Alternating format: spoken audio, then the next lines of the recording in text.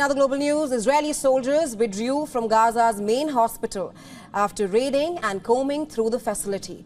As Israel tightens its hold on northern Gaza, the leaders have spoken about expanding the ground operation into the south to root out Hamas.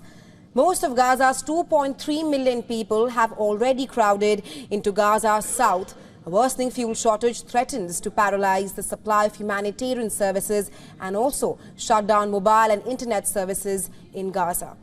Well, the U.S. President Joe Biden said that he had made it clear to Israeli Prime Minister that a two-state solution was the only answer to resolve the Israel and the Palestinian conflict. But Joe Biden stated that it was not realistic to expect Tel Aviv to stop its military actions given threats by senior Hamas militants that they intended to attack Israel again. Now, both Israel and its top ally, the U.S., said that the Palestinian militants have a command center below the Al-Shifa complex.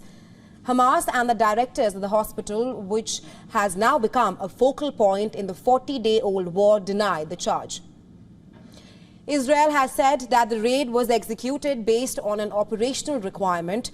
It later said that its troops had found military and combat equipment inside the compound. מצאנו בבית החולים אמצעי לחימה, חומרי מודיעין, טכנולוגיות צבאיות וציוד צבאי.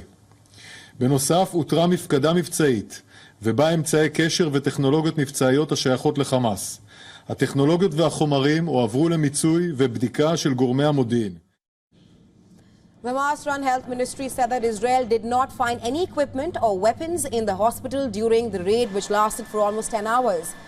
In a statement, the ministry director said, and I'm quoting here, essentially, we don't allow weapons in any hospital. Gaza officials stated that the Israeli bulldozers destroyed parts of the southern entrance to the hospital.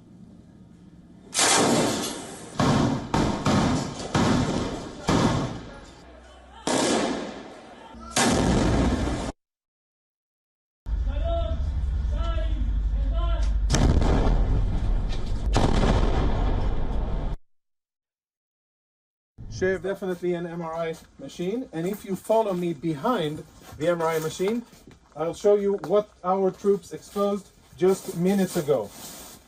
In military terms, this is a grab bag, grab and go of a Hamas combatant, and if you zoom in and we get some light over here, what you will be able to see is military equipment. There is an AK-47.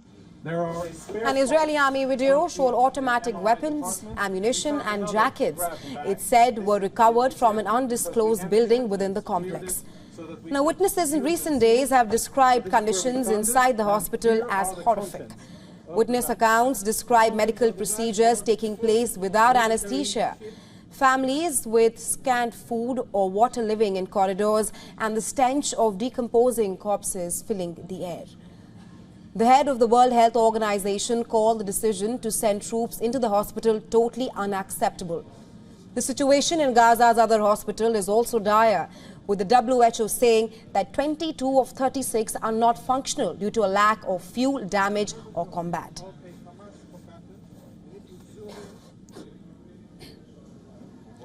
Video released by the Hamas-run Ministry of Health in Gaza claimed to show patients being moved inside the smoke-filled corridors of the hospital as Israeli forces launched a raid. The health workers and other men are seen trying to cover their mouths and as they move through the building.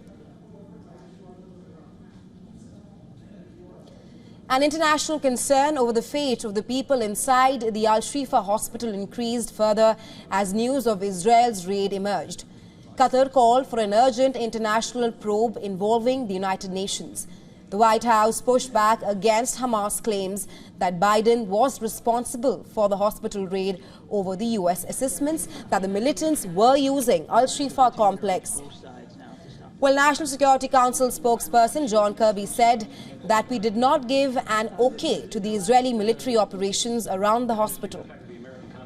Meanwhile, Turkish President Recep Tayyip Erdogan called Israel a terror state, stepping up his condemnation of the war in Gaza. Netanyahu also hit back, saying that Erdogan actually supports the terrorist state of Hamas. Meanwhile, Amman said that an Israeli bombing close to the Jordanian field hospital in North Gaza had injured 7 of its staff.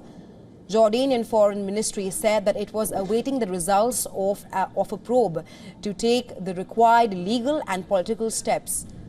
Netanyahu gave no indication that Israel was easing up its campaign, saying that there is no place in Gaza that we will not reach. אתם זוכרים שאמרו לנו שלא נפרוץ לעזה? פרצנו. אמרו לנו שלא נגיע לפאתי העיר עזה? הגענו. אמרו לנו שלא ניכנס לשיפה? נכנסנו. וברוח הזאת אנחנו אומרים דבר פשוט. אין מקום בעזה שלא נגיע אליו. אין מסתור, אין מחסה, אין מקלט למרצחי החמאס. אנחנו נגיע ונחסל את החמאס ונחזיר את החטופים שלנו. אלה שתי משימות קדושות. Netanyahu has come under increasing pressure to do more to free the hostages. Relatives of the captives have been calling on him to agree a deal for their release immediately. One lady abducted by Hamas had given birth in captivity. Netanyahu's wife wrote in a letter to U.S. First Lady Jill Biden, released by Netanyahu's office. Just hours after receiving its first delivery of fuel since October 7th, the UN warned on Wednesday that its operations in Gaza were on the brink of a collapse.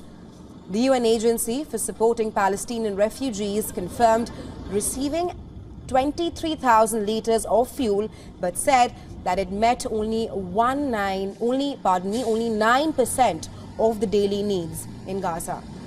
Tensions across West Asia have surged since the start of the war. UN humanitarian chief discussed with Iranian foreign minister about the concerns regarding the Israel-Hamas war spreading.